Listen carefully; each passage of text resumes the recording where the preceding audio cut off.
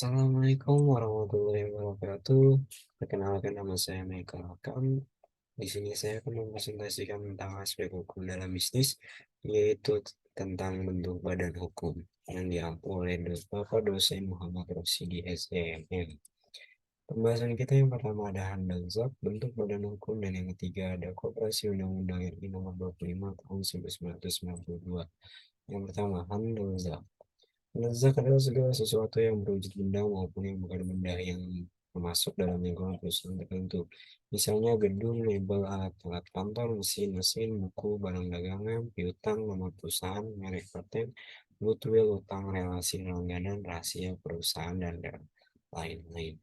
Lezat atau urusan perusahaan mencakup benda tetap atau bergerak, yang kedua ada benda tidak tetap atau bergerak, yang ketiga ada yang bukan benda. Terhadap benda tetap dan tidak tetap, maka aspek hukumnya adalah terletak pada cara pemindahan haknya. Berbeda antara proses pemindahan hak atau jual beli antara tanah dengan mobil. Prinsip bahwa pemindahan hak atas barang tetap tidak dapat serta-merta sebagaimana benda tidak tetap.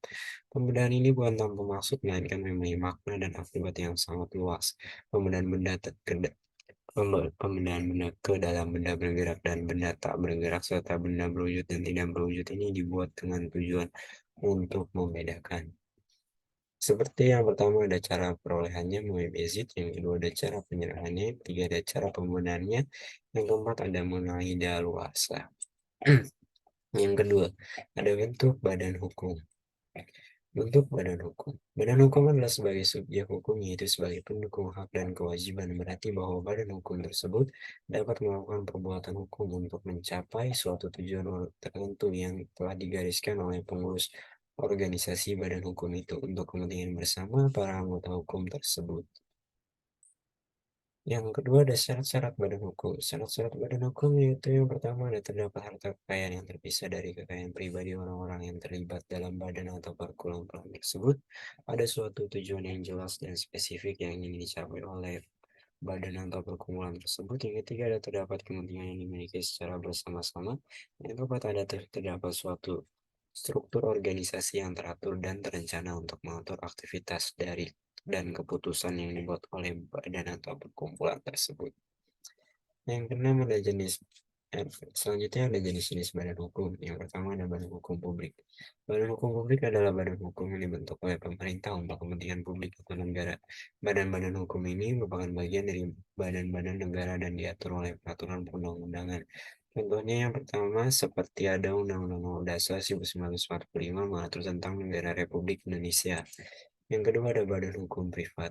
Badan hukum privat atau badan hukum keperdataan merujuk pada badan hukum yang dibentuk untuk kepentingan individu. Badan hukum ini adalah milik swasta dan didirikan oleh individu sesuai dengan hukum yang berlaku secara sah untuk tujuan tertentu. Seperti contohnya perseroan terbatas diatur dalam KUHD dan juga diatur dalam Undang-Undang Nomor 40 Tahun 2007. Yang ketiga ada teori badan hukum. Dalam ilmu pengetahuan hukum terdapat beberapa teori mengenai badan hukum yang berbeda. Yang pertama ada teori fiksi, ada teori kekayaan, ada teori organ, ada teori kekayaan bersama, dan teori kenyataan yuridis. Tugas badan hukum. Tugas badan hukum dapat beragam tergantung jenis badan hukum yang dimaksud. Sebagai contoh, tugas dari persoalan terbatas PT adalah untuk menghasilkan laba bagi pemegang sahamnya dan memastikan kelangsungan usaha yang berkelanjutan. Sedangkan tugas dari yayasan adalah untuk menjalankan kegiatan amal atau sosial sesuai dengan tujuan yang diamanatkan dalam pendirian yayasan. Contoh-contoh secara umumnya yaitu ada melakukan kegiatan usaha atau bisnis seperti produksi, distribusi, dan penjualan barang atau jasa. Yang ketiga ada Koperasi Undang-Undang RI Nomor 25 Tahun 1992. Koperasi artinya kerjasama yang terjadi antara beberapa orang untuk mencapai tujuan yang sama yang sulit dicapai secara perorangan. Tujuannya yaitu sama, kepentingan ekonomi untuk kepentingan kesejahteraan bersama, kerjasama itu misalnya di bidang produksi, konsumsi, jasa, atau kredit. Ciri-ciri koperasi jika ditinjau dari dua segi, yang pertama dari segi ekonomi. Beberapa orang disatukan oleh kepentingan ekonomi yang sama. Yang kedua, tujuan mereka secara bersama-sama atau individu adalah memajukan kesejahteraan bersama dengan dengan tindakan secara bersama secara kekeluargaan. Yang ketiga, ada alat untuk mencapai tujuan itu adalah badan usaha yang dimiliki, dibiayai, dikelola bersama. Yang jika ditinjau dari segi ekonomi dan segi hukum, yaitu perkumpulan itu disebut koperasi. Tujuan mereka secara bersama-sama atau individu maju untuk kesejahteraan bersama dengan tindakan bersama secara keluargaan apabila perkumpulan yang memiliki ciri khusus tersebut didaftarkan sehingga memperoleh pengakuan sah dari pemerintah berdasarkan Undang-Undang RI. Koperasi adalah badan hukum, hal ini diatur dalam Undang-Undang RI PS 9 Dasar Hukum Koperasi adalah pasal 33. Yang pertama, seperti Undang-Undang RI Dasar Negara Republik Indonesia 1945 yang menyatakan bahwa perekonomian disusun sebagai usaha bersama atas asas kekeluargaan. Penjelasan pasal 33 mencantumkan dasar demokrasi ekonomi. Landasan koperasi adalah Pancasila dan Undang-Undang RI Dasar Negara Republik Indonesia 1945 berdasarkan atas kekeluargaan.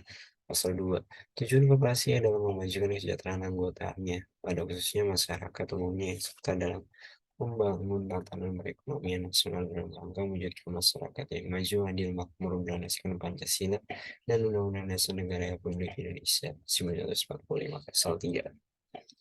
Asas koperasi yang pertama ada keanggotaan koperasi bersukarela dan terbuka, pengelolaan usaha koperasi dilakukan secara demokratis, pembagian SKU dilakukan adil dan sebanding dengan jasa usaha masing-masing anggota. Yang keempat ada pemberian balas jasa yang terbatas terhadap modal. Macam-macam koperasi itu ada dua, yang pertama koperasi primer dan koperasi sekunder. Syarat pendirian koperasi yaitu rapat pembentukan koperasi, surat permohonan pengesahan, pelaksanaan akta pendirian oleh pejabat, pendaftaran akta pendirian, pengiriman akta pendirian kepada pendiri, pengumuman dalam berita negara. Setiap akta pendirian yang sudah disahkan itu dimulai oleh pejabat dengan membagikan berita negara, tetapi pelaksanaan sebagai badan hukum sejak pelaksanaan akta pendirian, bukan sejak diumumkan dalam berita negara. Terima kasih, sekian dari saya. Mas, jika ada kesalahan kata, itu murni kesalahan saya sendiri. Sekian dari saya, mohon maaf sebelumnya. Wabillahi taufiq wal hidayah. Wassalamualaikum warahmatullahi wabarakatuh.